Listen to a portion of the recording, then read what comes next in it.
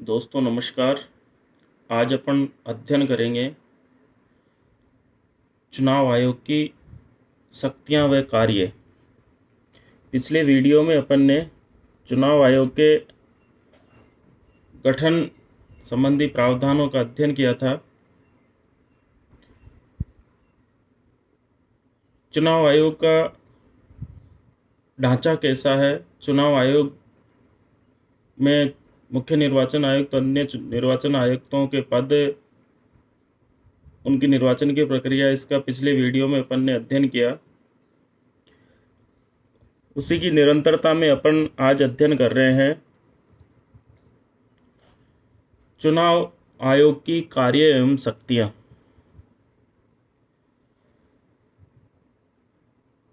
चुनाव आयोग का पहला कार्य है निर्वाचन क्षेत्रों का सीमांकन करना।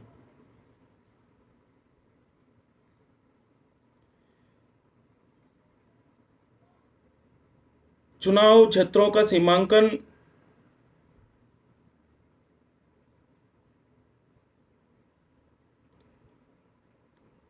चुनाव आयोग के द्वारा किया जाता है।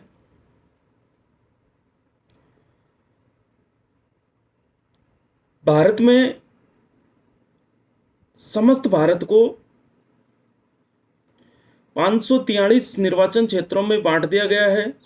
लोकसभा के निर्वाचन की बात करें तो समस्त भारत को 543 निर्वाचन क्षेत्रों में बांट दिया गया है। अपना टोंक सवाई माधोपुर लोकसभा निर्वाचन क्षेत्र है, उसमें कौन कौन सा एरिया आएगा। दौसा निर्वाचन क्षेत्र है, उसमें कौन कौन सा निर्वाचन एरिया आएगा। जयपुर शहर, जयपुर ग्रामीण, इस तरीके से जो लोकसभा की सीटें हैं इनका सीमांकन करना की जो कार्य है वो चुनाव आयोग के द्वारा किया जाता है। चुनाव आयोग में ये कार्य करने के लिए संसद द्वारा परिसीमन अधिनियम 1952 पारित किया गया और यह व्यवस्था की गई कि चुनाव क्षेत्रों के सीमांकन का जो कार्य है उसको एक परिसीमन आयोग के द्वारा किया जाएगा। परिसीमन आयोग का अध्यक्ष मुख्य निर्वाचन आयुक्त होता है। इसके अलावा परिसीमन आयोग में 2 सदस्य और होते हैं। जो 2 सदस्य बनाए जाते हैं परिसीमन आयोग में, वो सर्वोच्च न्यायालय या उच्च न्यायालय के सेवानिवृत्त या वर्तमान न्यायाधीश हो सकते हैं।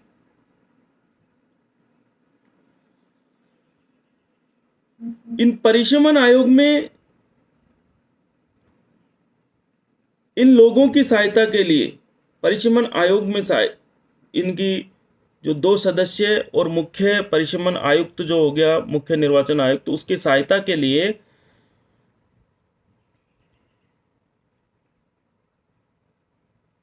सहायक सदस्य के रूप में भी 3 से 7 सदस्यों को नियुक्त किया जा सकता है या राष्ट्रपति नियुक्त कर सकता है। परिसीमन आयोग के इन सदस्यों की नियुक्ति राष्ट्रपति करता है, सहायक सदस्यों की नियुक्ति भी राष्ट्रपति करता है, जितनी जरूरत हो 2 से 3 से 7 के बीच में। परिसीमन आयोग को चुनाव क्षेत्रों का सीमांकन करते समय गेरीमैंडरिंग जैसी बुराई से दूर रहना चाहिए। गेरीमैंडरिंग क्या होता है? सत्ताधारी दल चुनाव क्षेत्रों का परिसीमन कराते समय कहीं ऐसा परिसीमन नहीं करा ले जो उनके पक्ष में जनाधार दे। जैसे भारत में जाति, क्षेत्र, धर्म, संप्रदाय, ये सब राजनीति की में वोटिंग को प्रभावित करता है, मतदान को प्रभावित करता है। तो चुनाव क्षेत्रों का सीमांकन कहीं इस तरीके से न करवा ले सत्ताधारी दल कि वो उसके सत्ताधारी दल के पक्ष में हो जाए। इस तरीके की जो बुराई है उसको बोलते हैं गेरीमैंडरिंग। और परिसीमन करते समय परिसीमन आयोग को इसका विशेष ध्यान रखना चाहिए। तो चुनाव आयोग का महत्वपूर्ण कार्य होगा पहला, चुनाव क्षेत्रों का सीमांकन करना। दूसरा है निर्वाचन नामावली तैयार करना।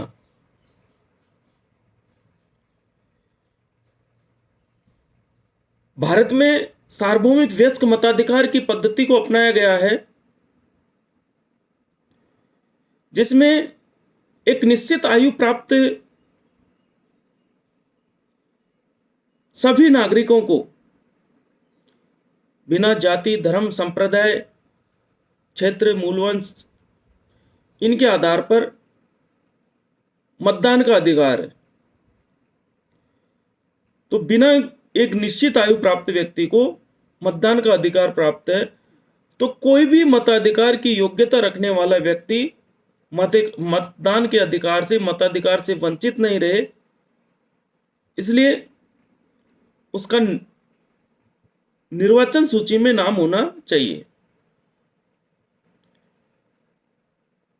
भारत में वर्तमान में हर 18 वर्ष की आयु प्राप्त व्यक्ति का मतदाता सूची में नाम होता है या मतदाता सूची में नाम जुड़वा सकता है वो। पहले ये आयु 21 वर्ष थी।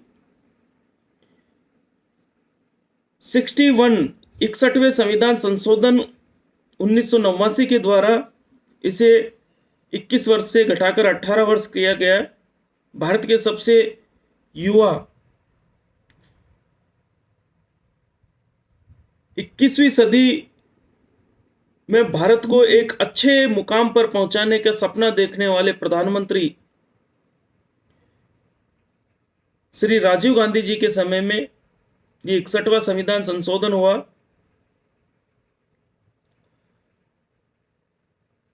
इसमें मतदान की आयु 21 से घटाकर 18 कर दी गई। वर्तमान में हर 18 वर्ष का आयु प्राप्त नागरिक मतदाता सूची में अपना नाम जुड़वा सकता है और ये निर्वाचक नामावली या मतदाता सूचियां तैयार करने का कार्य चुनाव आयोग के द्वारा किया जाता है। लोकसभा व विधानसभा चुनाव दोनों के लिए ही मतदाता सूचियां तैयार करवाने का कार्य निर्वाचन आयोग द्वारा किया जाता है।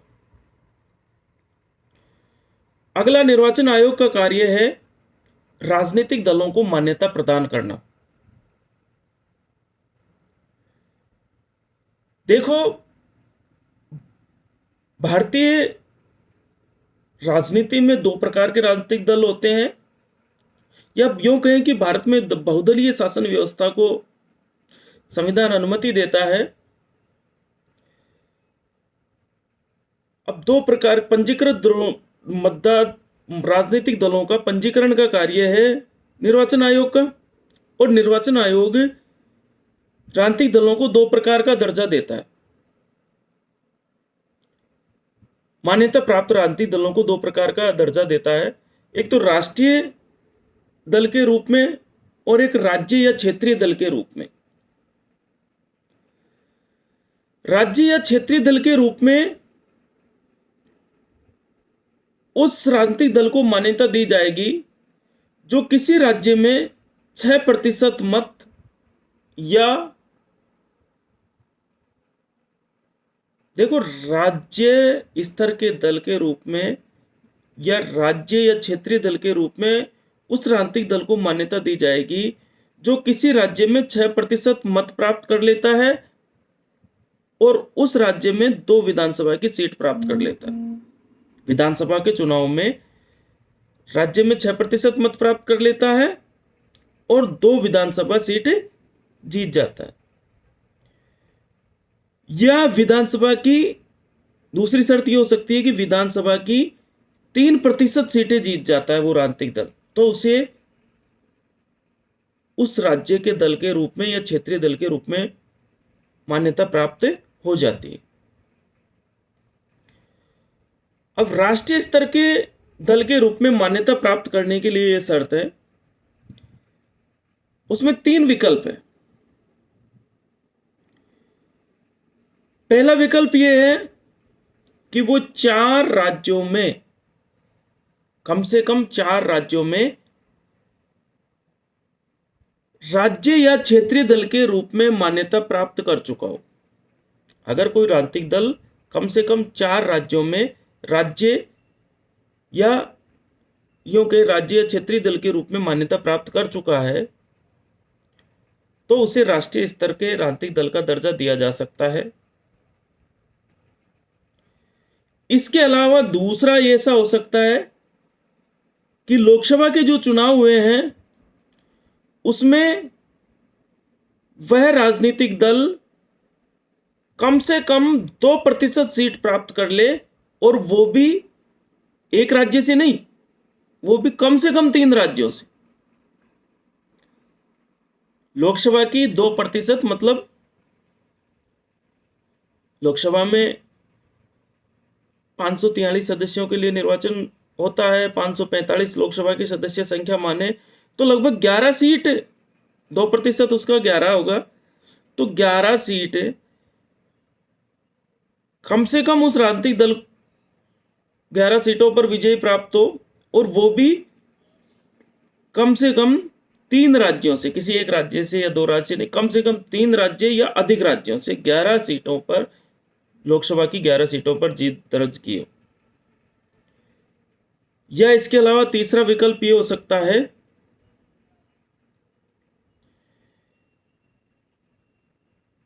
कि कम से कम 4 राज्यों में आम चुनाव में वह 6% से अधिक मत प्राप्त करे।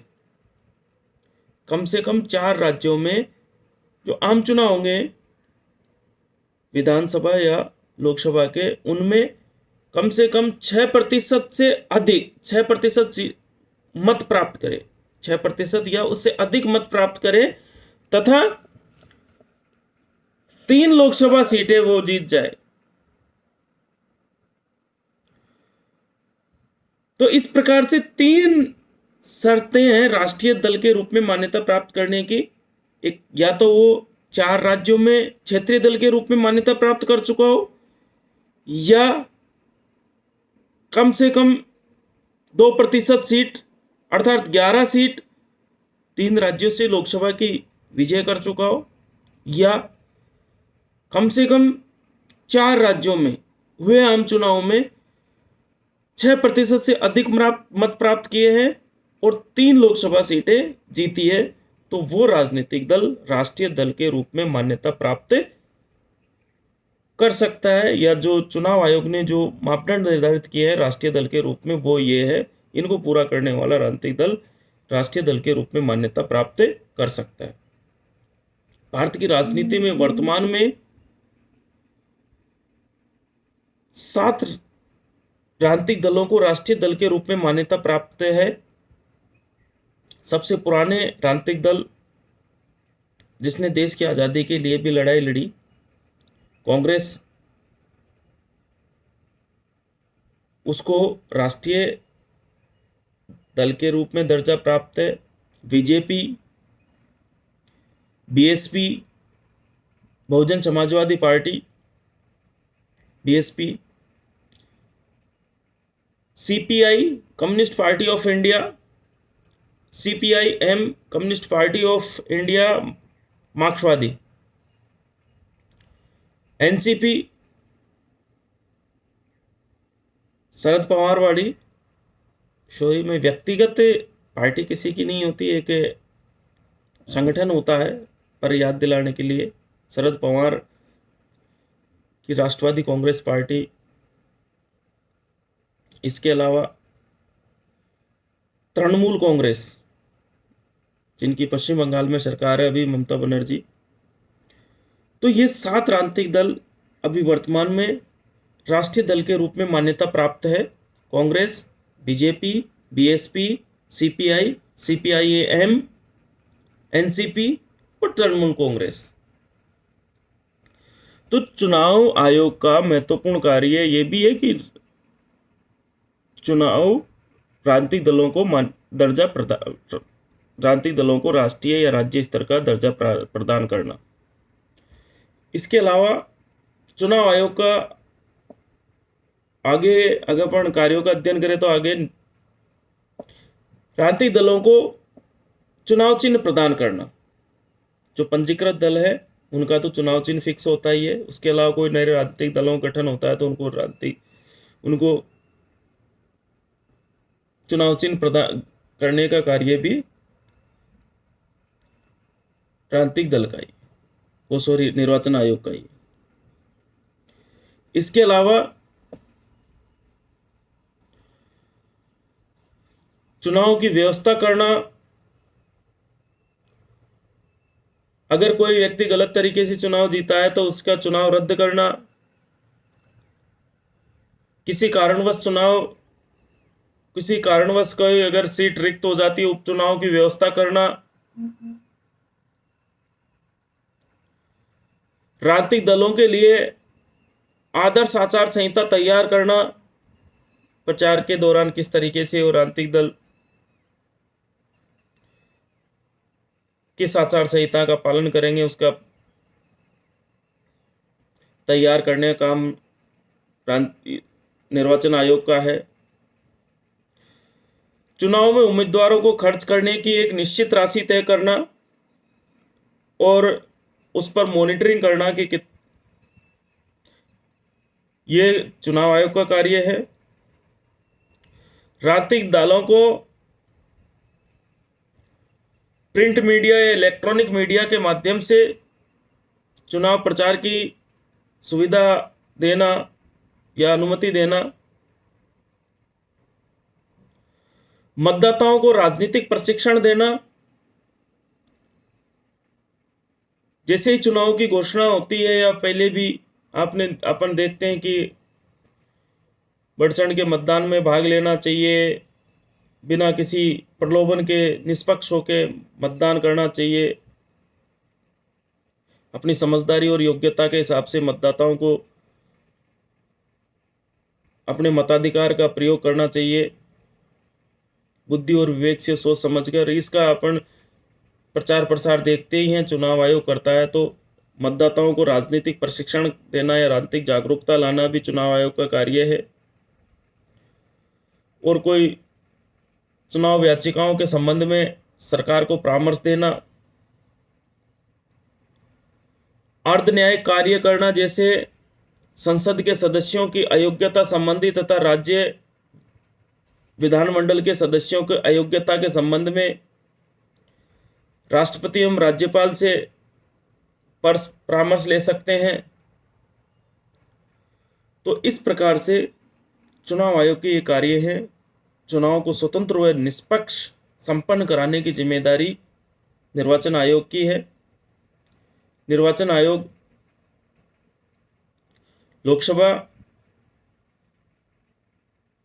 या यूं कहें कि संसद के, लोकसभा राज्यसभा दोनों सदनों के, राष्ट्रपति के, उपराष्ट्रपति के और राज्य के विधानमंडल के दोनों सदनों के, विधानसभा और विधान परिषद के चुनाव संपन्न करवाने का कार्य, निष्पक्ष और स्वतंत्र रूप से चुनाव संपन्न करवाने का जिम्मेदारी जो है वो निर्वाचन आयोग के ऊपर है। जय हिंद, जय भारत।